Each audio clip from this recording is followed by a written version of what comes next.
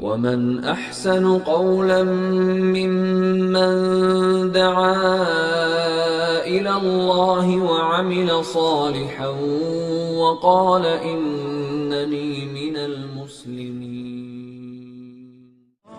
پیامبر صلی الله علیه وسلم میفرمایند قل هو الله احد تعدل ثلث القرآن.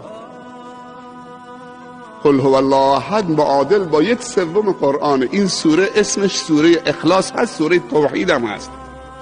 معانی این سوره کوتاه معادل کل قرآنه.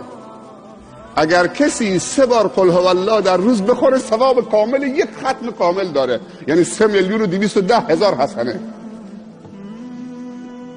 چون هر ختم قرآن 3,210,000 حسنه، 321,000 حرفه، هر حرفی 10 حسنه.